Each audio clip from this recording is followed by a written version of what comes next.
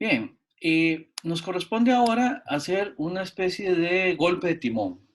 Hasta el momento habíamos hecho clases sobre temas relacionados con los modelos simbólicos generales mediante los cuales nos representamos el mundo. Y ahora eso no va a dejar de ser así. Sin embargo, lo hemos hecho hasta el momento con autores de los que habíamos también visto, se llaman presocráticos. Y dentro de las preocupaciones que tienen estos autores estaban las relacionadas con la naturaleza de las cosas, con cómo operan las cosas, etcétera, etcétera. Ahora con Aristóteles, quien también tenía esas preocupaciones, quien también cultivó ese tipo de temas, vamos a enfocarnos más bien en un tema de índole ética, ¿verdad? Entonces, eso plantea, como les decía, un viraje temático. Otra cosa que podemos decir que nos introduce un cambio importante es la manera en que ya podemos leer al autor, puesto que Aristóteles sí tiene, sus textos sí son básicamente un tratado, como ustedes lo ven.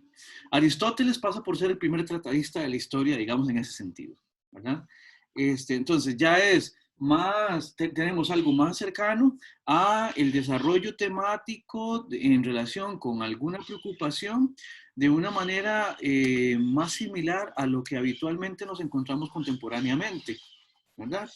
Entonces eso de alguna manera introduce ciertas diferencias. En ciertos sentidos, en algún sentido lo hace más fácil. Es más fácil para nosotros que estamos habituados a este tipo de lectura que leer fragmentos y ver cómo diablos se interpretan los fragmentos. Aristóteles ya tiene un desarrollo que también expositivamente es diferente. Y eso también trae sus ventajas, ¿verdad? Entonces, vamos a ver, empecemos por conocer un poco acerca del autor, para contextualizarlo. Bien, Aristóteles, que es un autor conocido por ser un autor griego, ¿verdad? Era de Jonia, ya habíamos visto qué significaba ser de Jonia. Eh, Aristóteles era extranjero en Atenas, a los extranjeros se les decía metecos. ¿Ya? Aristóteles fue uno, o mejor dicho, ha sido uno de los filósofos más importantes y más relevantes y más influyentes para la historia de la filosofía, para la historia del pensamiento en general, incluso para la historia de la ciencia, en algún sentido. De modo que estamos aquí ante un peso pesado de la filosofía. Siempre lo digo, ya, Aristóteles es uno de esos autores que, por así decirlo, uno mete al ring con cualquier contrincante. Y no solo eso, a Aristóteles uno lo mete al ring con cualquier contrincante y puede que gane. Ya, o sea, Aristóteles es de verdad una de las mentes más asombrosas, digamos, que tenemos en la historia del pensamiento, en la historia de la filosofía. ¿Verdad? Y diciendo esto, también hay que decir ciertas cosas. Se jaló tortas horribles, horrendas. ¿Ya? O sea, la teoría que propone también tiene serios problemas. Yo no sé si ustedes notaron uno por ahí. ¿Ya? Por ejemplo, hay una parte del texto donde habla de las personas jóvenes, no en el mejor de los términos. ¿Ya? Si yo tuviera la edad de ustedes, me enojaría profundamente. O sea, yo no tengo la edad de ustedes y todavía me enojo. ¿Ya? Yo me acuerdo cuando yo estaba en la universidad y yo leía estas cosas y yo decía, estoy desgraciado, ¿no? Pero aún así esto no obsta para que Aristóteles sea una de las mentes más importantes de la historia del pensamiento. También es un autor que perteneció a ¿cómo decirlo? A una familia bastante importante y bastante influyente. Aristóteles era hijo de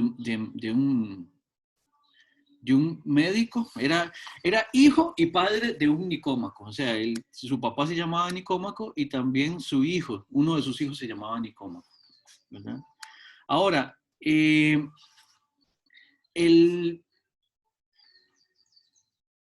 médico, el papá de Aristóteles, era el médico del abuelito, de quien sería más adelante, ni más ni menos que Alejandro Magno.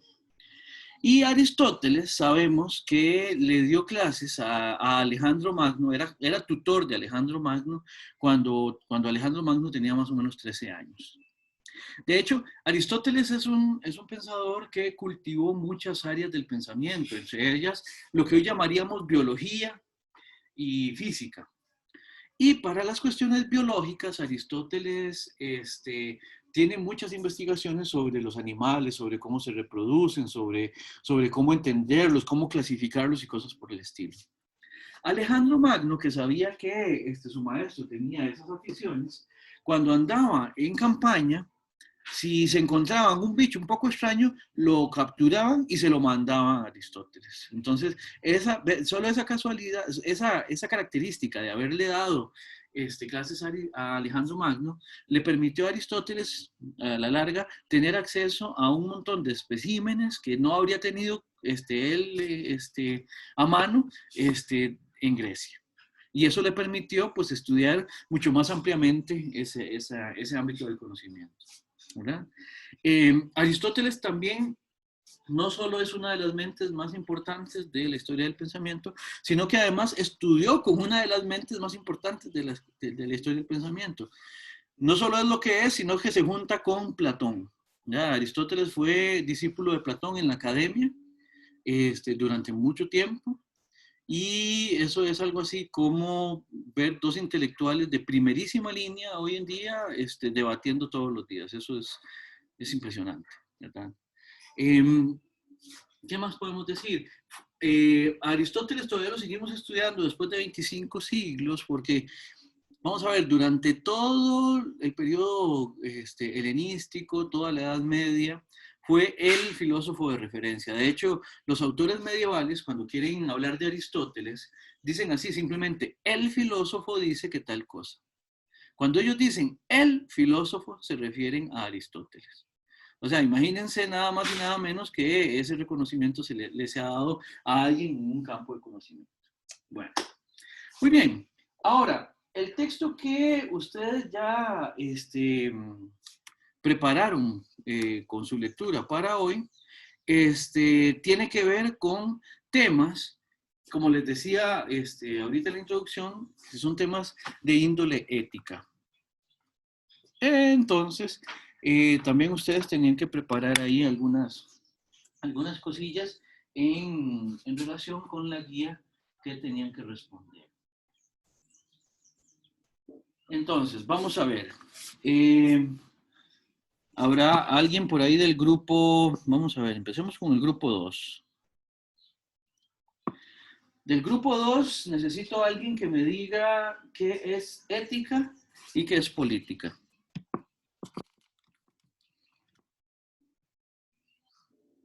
¿Alguien del grupo 2? Voy por un momento. Claro. Yo. Adelante. Ética. Ética, disciplina filosófica que estudia el bien y el mal y sus relaciones con la moral y el comportamiento humano. Ok, esa es la definición, ¿verdad? Y eso, ahora sí, explícamelo. Digamos que yo soy un hermanito, bueno, yo soy mi hija, que gritó ahora, ¡feliz cumpleaños! ¿Verdad? ¿Cómo le explicarías vos a mi hija que tiene 4 años qué es ética? Entonces, en función de esto que acabas de decir.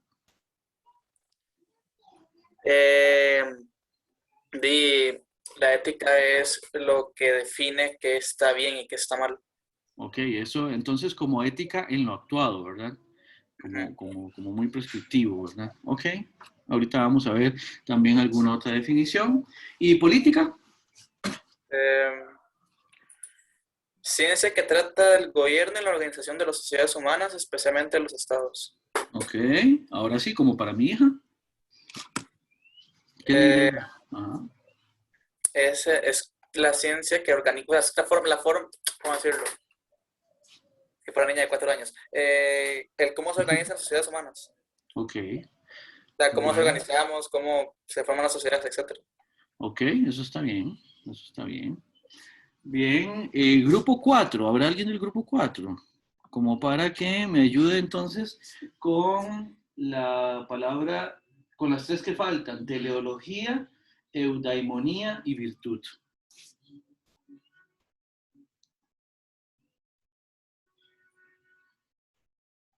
¿Quién del grupo 4?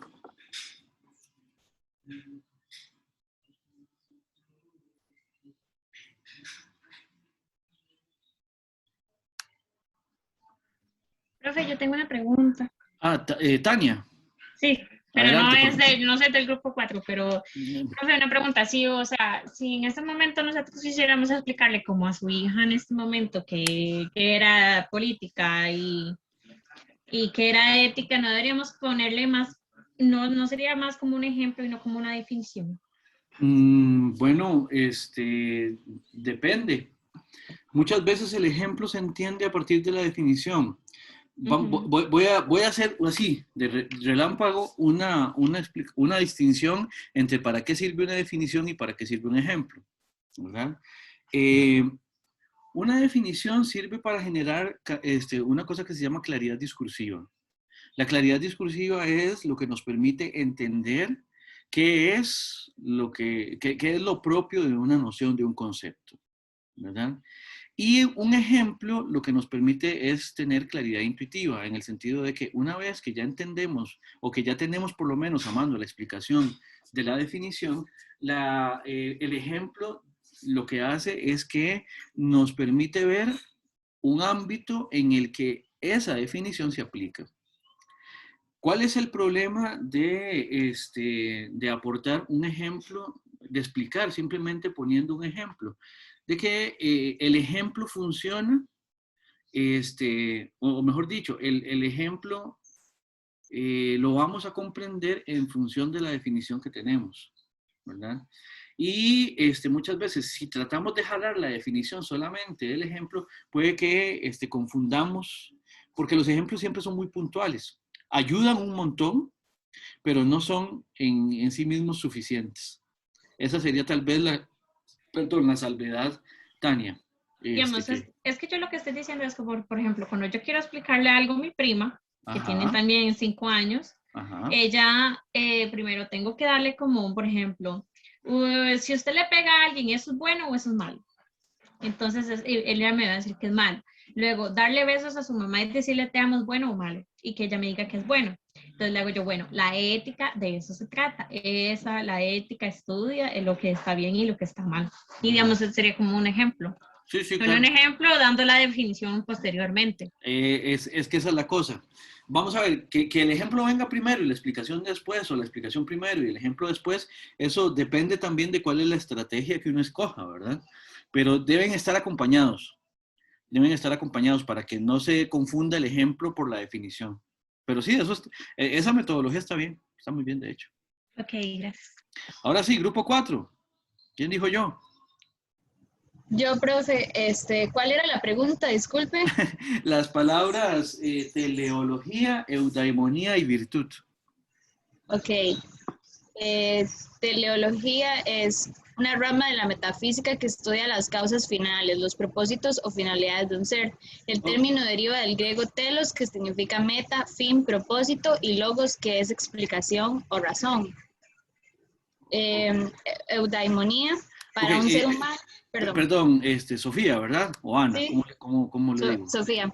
Ok, Sofía, vamos primero con teleología, porque ¿a qué es una palabra que o no la habían escuchado nunca o la han escuchado muy poco? Yo nunca la había escuchado, profe. Ok, entonces ahora sí, la teleología como para Sanchitos, que Sanchitos es medio lento, para no decir ya más como para mi hija. ¿Cómo lo explicarías vos en tus palabras, lo que es teleología?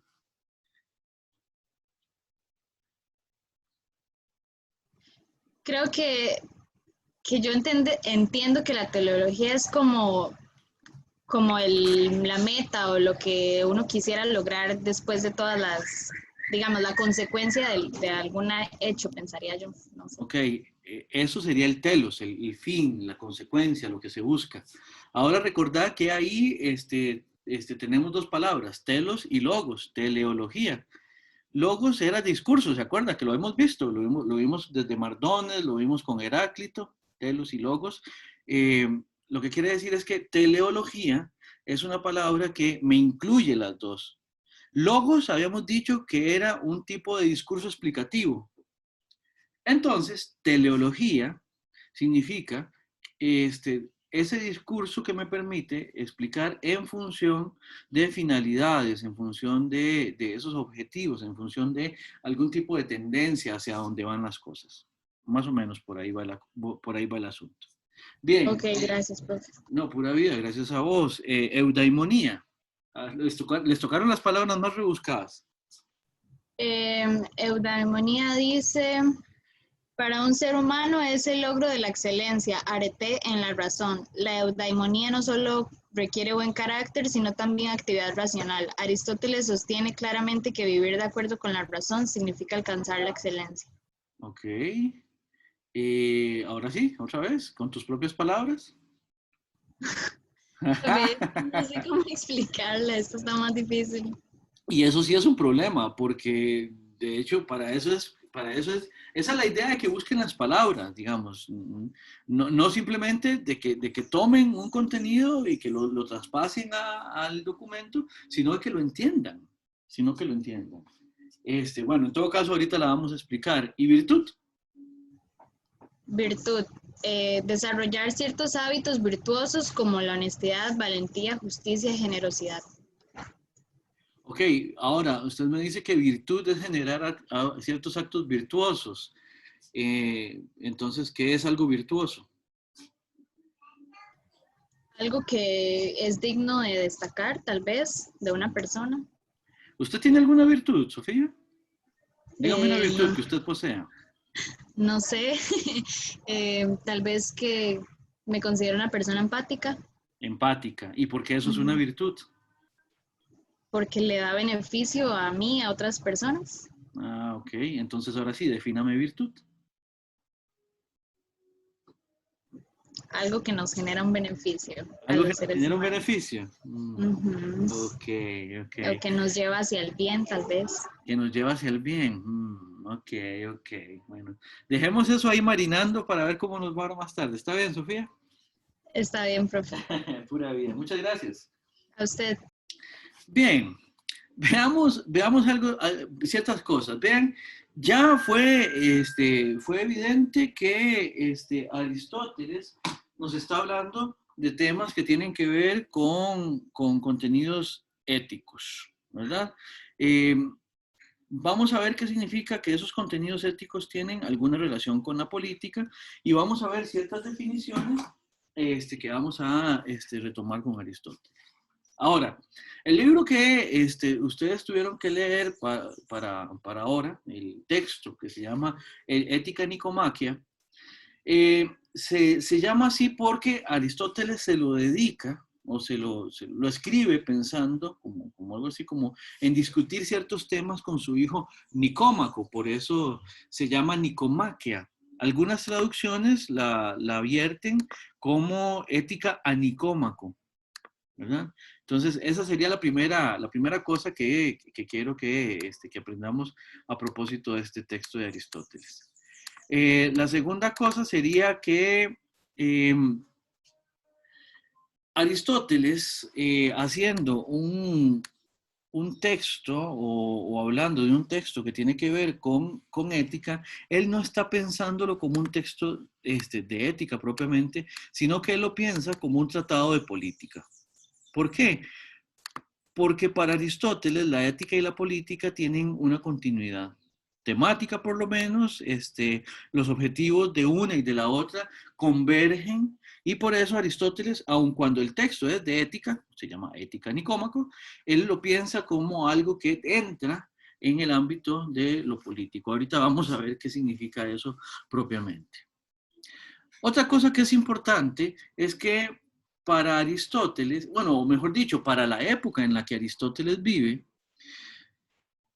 el objetivo del conocimiento, el objetivo de cultivar el conocimiento, el objetivo de tener mucho conocimiento, el objetivo de seguir estudiando, el objetivo de hacer cosas, Tenía que ver con que, en última instancia, la pretensión de la filosofía, en ese caso, la pretensión del conocimiento, era de que las personas adquirieran cierta sabiduría. Hoy en día nosotros, la palabra sabiduría es una palabra que entendemos, pero que no aplicamos demasiado, y de fijo no, como la aplicaban los griegos de aquel entonces, en el sentido tal de que para ellos la búsqueda de la sabiduría estaba orientada a un aprender cómo vivir.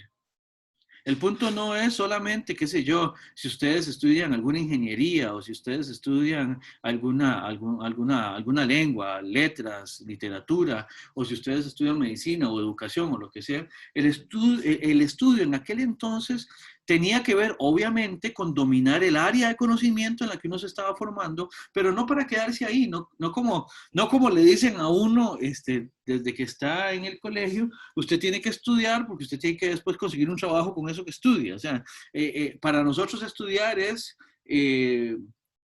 conseguir una caja de herramientas para ir después a trabajar. Para ellos el asunto es que se trataba de estudiar, de investigar, de reflexionar para saber vivir. Esa sabiduría para ellos es sumamente importante. Y para Aristóteles, la propuesta que viene también en la parte filosófica de lo ético era crucial, era importante. Entonces, vean aquí, esta noción que está aquí, donde Aristóteles nos habla más bien de lo que se trata es de vivir bien, vivir bien. Vivir bien, obrar bien, actuar bien, se relaciona con ser feliz, ¿verdad? Con cierta felicidad. Y vamos a ver qué significa eso, ¿verdad? Vamos a ver qué significa para Aristóteles, ¿verdad? De repente podemos preguntarnos qué significa para nosotros. Y para Aristóteles, la felicidad surge de cumplir con cierto comportamiento. Tiene que ver con el alcanzar cierta forma de comportarse. O mejor dicho, de ciertas formas de comportarse las personas, se puede colegir, se puede deducir, se puede inferir que son personas que están tranquilas, que están felices, etcétera, etcétera. E insisto, vamos a ver qué significa todo esto, ¿verdad? Muy bien. Vimos, entonces, por un lado, la palabra telos. Nos la dijo Sofía, ¿verdad? Efectivamente, la palabra teleología que mencionábamos en la pregunta número 1, deriva del griego telos, como muy bien lo decía Sofía, ¿verdad? Telos significa fin. Ahora, alguien del grupo 6 que tal vez me ayude con la pregunta 2. Aristóteles decía que todas las cosas tienden a un fin. ¿Qué quiere decir eso? ¿Qué quiere decir eso? Grupo 6, ¿alguien, por favor?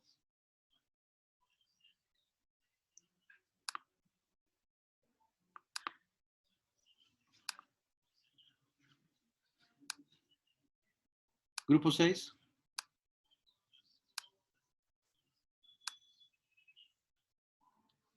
¿No hay nadie del grupo 6?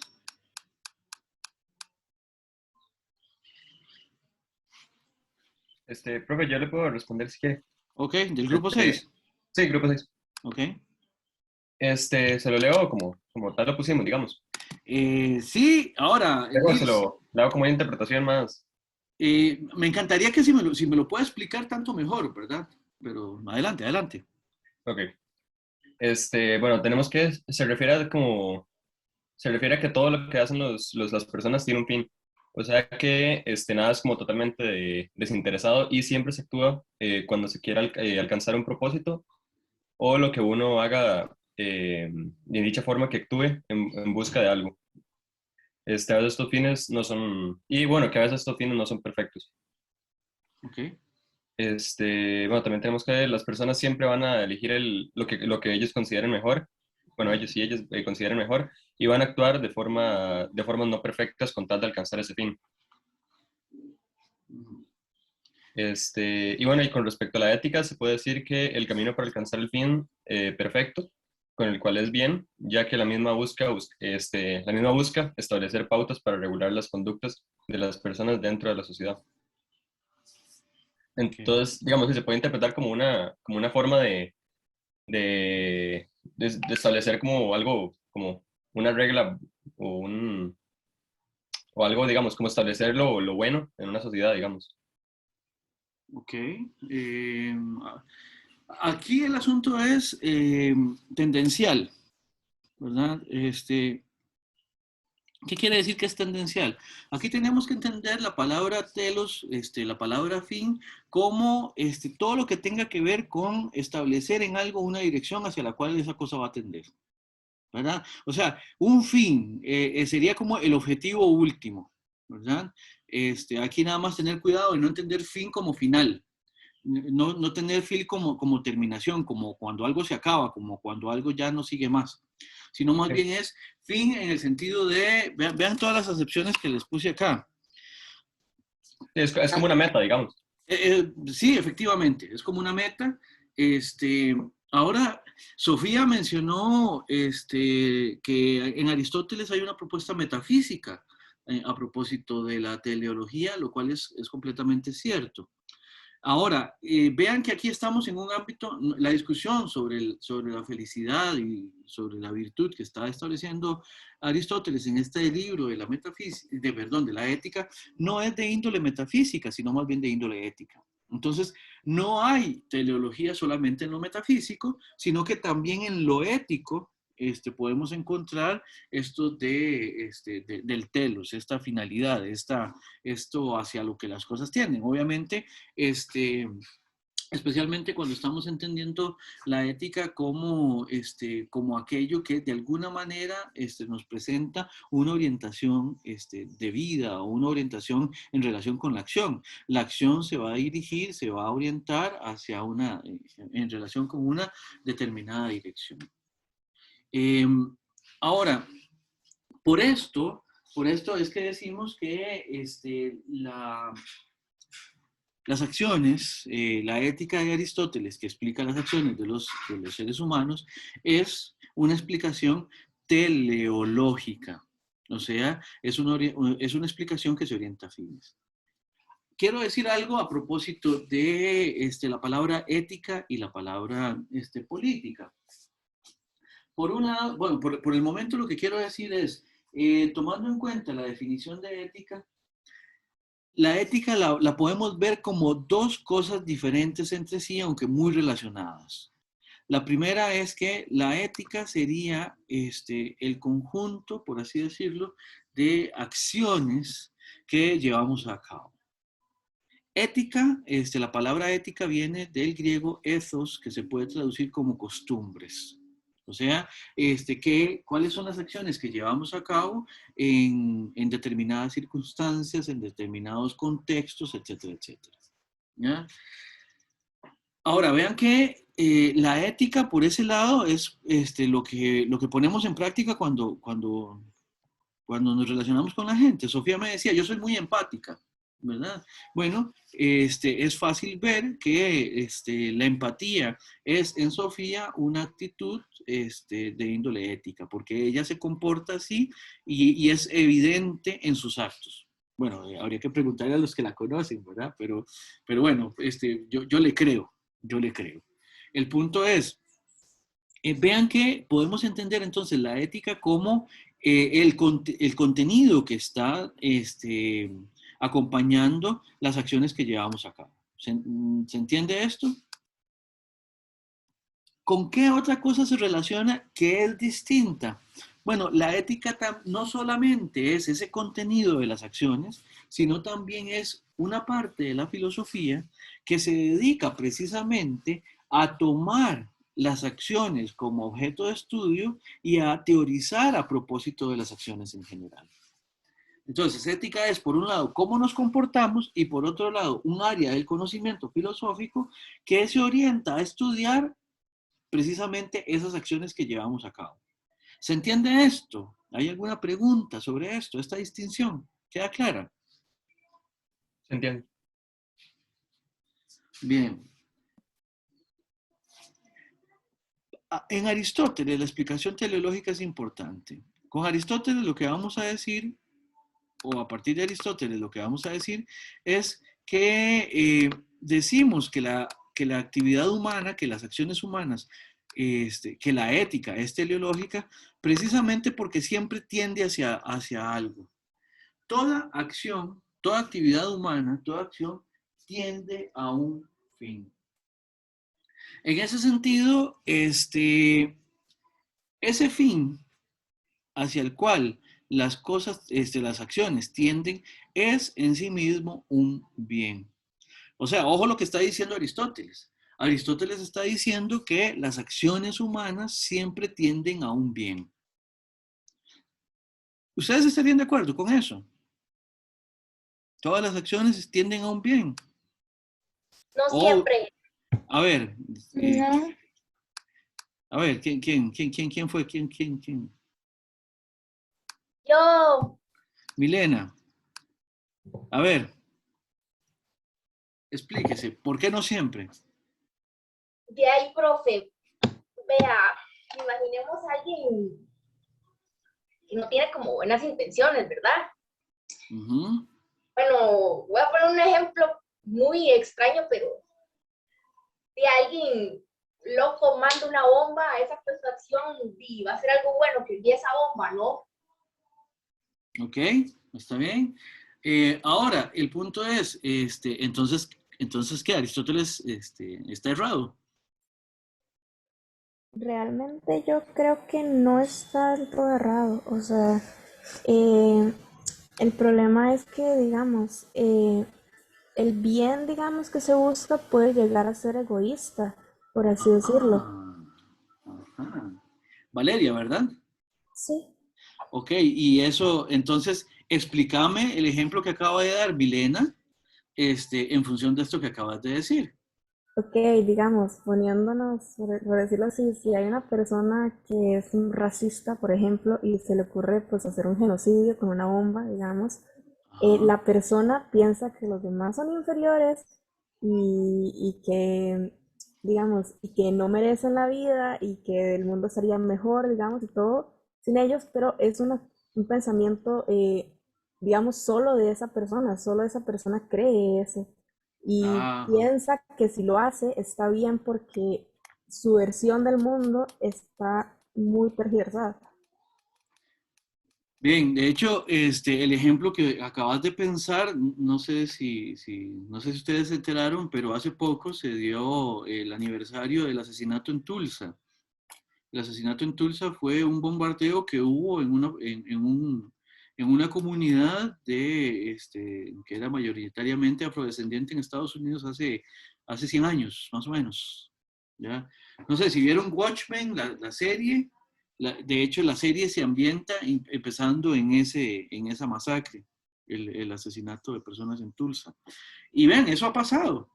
Y efectivamente, las respuestas de Valeria y de Milena se integran en este sentido. Aristóteles lo que está diciendo es que las cosas tienden a un bien siempre, o sea, siempre las personas van a hacer una acción porque busca algún tipo de bien. El problema es que cuando ese bien está absolutamente particularizado en función de la persona cuyos intereses están generando la voluntad de llevar a cabo la acción, ese bien que busca esa persona puede ser tan particular, puede ser tan egoísta, que fue la palabra que utilizó Valeria, puede ser tan egoísta que ese bien que se busca es un bien solamente para el individuo que lleva a cabo la acción o para el individuo que lleva a cabo la acción. Entonces, Aristóteles lo que le diría a Milena sería, no, Milena, el asunto es, efectivamente, esa es una acción cuyas consecuencias son nefastas, son terribles, pero quien lleva a cabo la acción, si la acción no le depara, si la acción no le representa absolutamente ningún nivel de bien, la persona no la va a llevar a cabo. O sea, las personas llevan a cabo siempre la acción en función de algo que para ellos es buscable en esa acción. Y en tanto que buscable como algo bueno en esa acción. ¿Se entiende?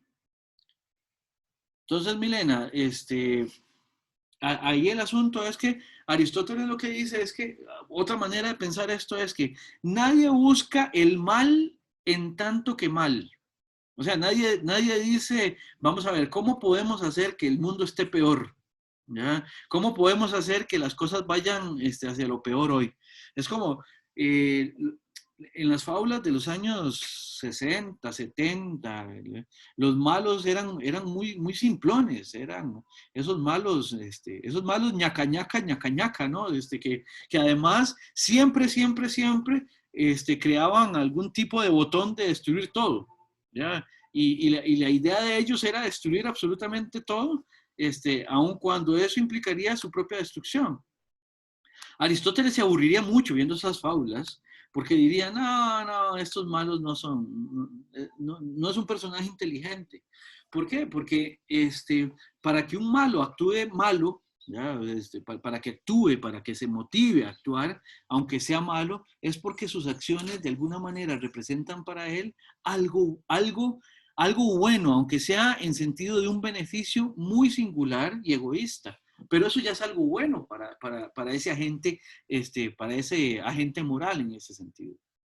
Por eso es que Aristóteles dice, ven, nosotros podemos explicar el comportamiento de las personas siempre en función de la búsqueda de por lo menos algún bien.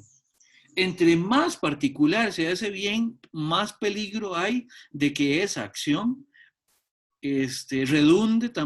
pueda redundar en perjuicio de aquellas personas que no son el agente moral, el agente que lleva a cabo la acción. ¿Se entiende diferente ahora? Más o menos. ¿Preguntas?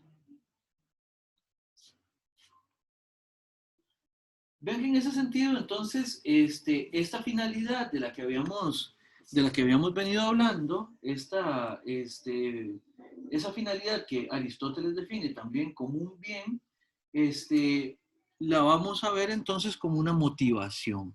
La finalidad, el bien, es esa motivación a partir de la cual las personas llevan a cabo la acción, ¿verdad? Eso sería lo que está a la base del actuar de las personas.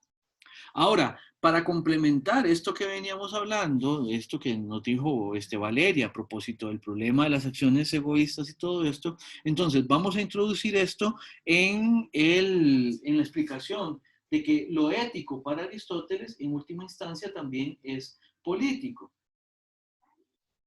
Vamos a ver un par de cositas al respecto, ¿verdad? Entonces, vamos a ver, grupo 5. ¿Hay alguien del grupo 5? Del grupo 5 les voy a pedir que me ayuden, o al grupo 5 le voy a pedir que me ayuden con la pregunta 3, que dice, ¿qué quiere decir Aristóteles cuando menciona que la ética es parte de la política? ¿Y qué distinguiría entonces a la ética de la política? ¿Grupo 5? Sí, profe. Ok, adelante, por favor. Oye.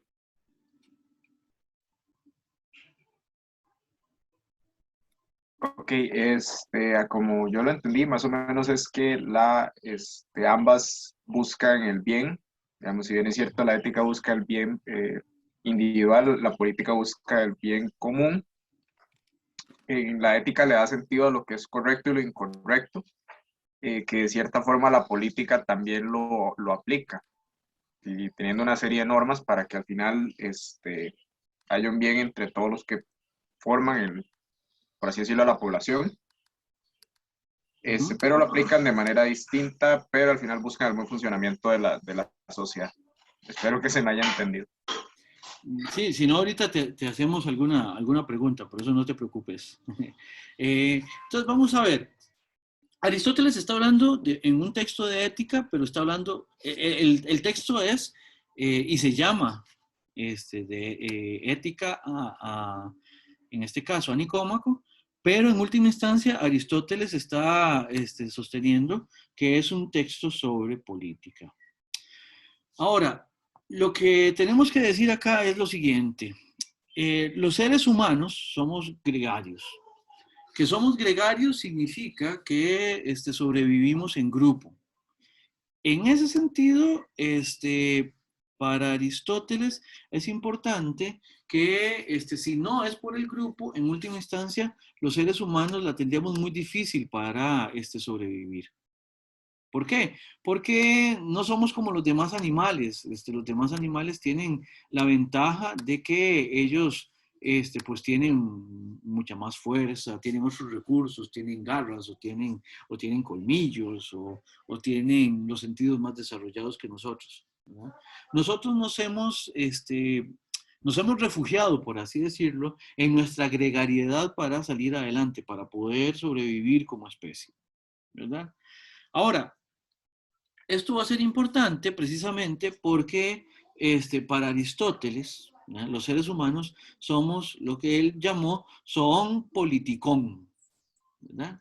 Zoon politikon, suena como a un nombre así como de una buena pieza de cumbia o algo así por el estilo, pero esto lo que significa es que los seres humanos somos, según Aristóteles, somos animales políticos. Somos animales políticos. La palabra política, ¿alguien sabe de qué palabra viene? ¿De qué palabra griega viene? ¿Alguien que estudie ciencias políticas ahí o...? Polis. De polis, efectivamente. ¿Quién fue que respondió? Yo. Sí, pero es que no veo. Kenneth. Hola, muy bien, gracias, Kenneth. El asunto es, está muy bien, efectivamente, política viene de polis, ¿y polis significa? Eran las ciudades, estados griegas, ¿no? O sea, efectivamente. Política viene de la palabra polis, que significa ciudad, y políticos es un adjetivo. Es un adjetivo que significa, o más bien que califica a todo lo referente, todo lo que se relaciona efectivamente con la ciudad, ¿verdad? Político, o sea, que nosotros seamos el animal político, según Aristóteles, es que somos los animales de ciudad, por así decirlo. Por eso, por política vamos a entender esa especie de ciencia que regula el fin hacia el cual tienden las cosas que hacemos, ¿verdad? En relación del contexto, perdón, de una ciudad o de la polis, ¿verdad? En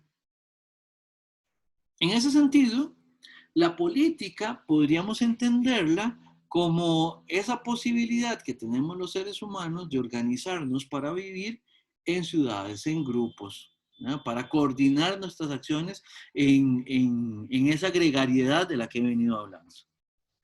Importante, el fin de la política es la acción, ¿verdad? El fin de la política. Y de nuevo, aquí estamos tal como lo expliqué en ética, con una palabra que puede ser entendida de dos maneras.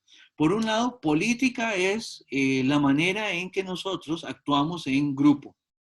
En el caso de los seres humanos, ese actuar en grupo siempre va a estar relacionado con una manera también simbólica de representarnos que tiene que ver también con la adjudicación de poder en los diferentes individuos. O sea, nosotros siempre que pensamos a los seres humanos como seres gregarios, como seres políticos, tenemos que pensar que ahí hay también una organización de cómo es que actuamos y de cómo repartimos el poder. Cómo repartimos también las acciones, cómo repartimos la manera de interactuar entre nosotros, de cómo establecemos cuáles son nuestras reglas de juego, por así decirlo, cómo establecemos cuáles son nuestros deberes, nuestros derechos. Todo eso es política.